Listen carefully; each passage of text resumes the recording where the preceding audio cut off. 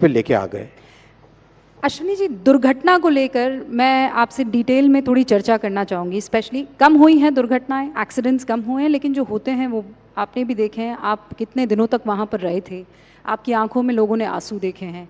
वहीं उस ज़मीन पर पॉलिटिक्स भी देखी है। कवच को लेकर विपक्ष ने बहुत हमला साधा। क्या आपने कहा था कि ऐसी टेक्नोलॉजी, ऐसा सिस्टम है कि इससे हिंदुस्तान को कोई नुकसान नहीं होगा, लेकिन जब हुआ तो उसने सबको ज़ख्मी कर दिया। देखो, कवच एक टेक्नोलॉजी की क्लास है जिसको कहते हैं automatic train protection, ATP technology.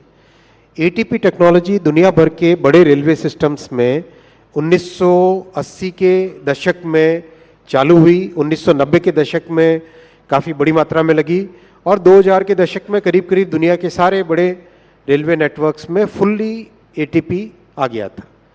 तब की सरकारें क्या करती थी? क्या उन सरकारों की जिम्मेदारी नहीं थी कि एटीपी लेके आए? क्या उनकी ये जिम्मेदारी नहीं बनती थी कि सेफ्टी पे इन्वेस्टमेंट करें, सेफ्टी के लिए जो नई टेक्नोलॉजी चाहिए वो लेके आए? कुछ नहीं किया उन्होंने। 2016 में पहली बार भारत में एटीपी टेक्नोलॉजी को मान्यता दी मोदी जी ने, 2016 में। 2016 मतलब सोचो, देश ने 1980 से लेके 2014 तक का पीरियड, एक तरीके से उस पीरियड में पूरा देश कवर हो जाना चाहिए था एटीपी टेक्नोलॉजी से। 2016 में मान्यता दी, 2019 तक उसके पूरे सर्टिफिकेशंस मिले। 2020 और 21 में कोविड के कारण दिक्कत आई, लेकिन उसके बाद में, उसके बावजूद भी और उसके बाद में बहुत तेजी से इस पे काम चला। अब करीब, और कवच भी एक कोई ऐसा नहीं कि एक डिवाइस है जो लगा दिया ट्रेन पे और हो गया, ऐसा नहीं है। कवच पूरा एक सिस्टम है भाई। आपको पूरा पूरा रेलवे ट्रैक के साथ में ऑप्टिकल फाइबर केबल लगाना पड़ता है। जैसे एयरटेल या जियो या बीएसएनएल का नेटवर्क होता है, वैसे ही हर 7 या 8 किलोमीटर पे आपको टेलीकॉम टावर लगाने पड़ते हैं। उन टेलीकॉम टावर के ऊपर टेलीकॉम के डिवाइसेस लगते हैं, फिर ट्रेन के ऊपर डिवाइस लगता है, सिग्नलिंग सिस्टम के साथ पूरा इंटरेक्शन, इंटीग्रेशन करना पड़ता है।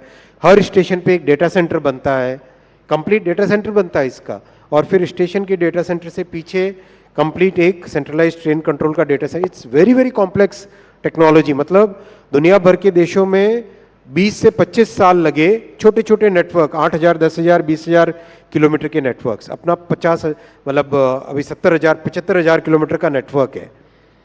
तो लेकिन इतनी तेजी से इसमें काम चल रहा है, नए नए जो मैन्युफैक्चरर्स हैं वो जुड़ रहे हैं, नए डिजाइनर्स जुड़ रहे हैं, कई तरह के इनोवेशंस कर रहे हैं जिसमें कि जो स्टेशन की डिजाइन करनी है उस डिजाइन को ऑटोमेट किया जा सके। मतलब ये एक ऐसी कमिटमेंट है, जो कमिटमेंट मोदी जी ने स्पष्ट तौर से देश में रेलवे को सेफ बनाने के लिए की है। 1,87,000 करोड़ का इन्वेस्टमेंट किया है 10 वर्षों में। अगर आप उसको कंपेयर करें तो 2.5 गुना ज़्यादा है उससे। पिछले 4 से 14 में जितना इन्वेस्टमेंट था सेफ्टी पे, उससे 2.5 गुना ज़्यादा है, और उसका रिजल्ट भी दिख रहा है। वो रिजल्ट वेरी दिख रहा है। वेरी अनफॉर्चुनेट अगर बीच में लेकिन आगे और भी ज़्यादा प्रयास करके 100% सेफ्टी की तरफ बढ़ेंगे। एक कमिटमेंट बुलेट ट्रेन को लेकर भी है।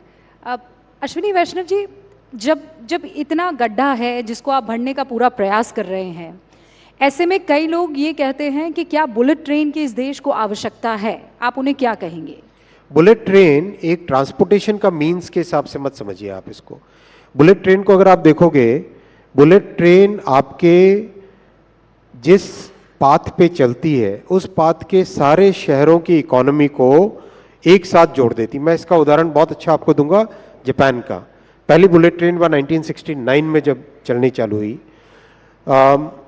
टोक्यो, नागोया, कोबे, क्योटो और ओसाका, ये सारे के सारी इकोनॉमीज मिलके एक इकोनॉमी बन जाती है। 550 किलोमीटर के आसपास का डिस्टेंस आप 2.5 से 3 घंटे में कवर करते हो। यानी आप अगर क्योटो में काम कर रहे हो, ओसाका में जाके काम किया आपने, और शाम को वापस क्योटो में अपने बच्चों के पास आ गए। वैसा कि वैसा डेवलपमेंट, सीरियस रीजनल मल्टीप्लायर होता है इससे। जब आप देखोगे मुंबई से अहमदाबाद, मुंबई, ठाणे, वापी, सूरत, बड़ौदा, आणंद और अहमदाबाद, ये सारी इकोनॉमीज एक सिंगल इकोनॉमिक जोन बन जाएगा।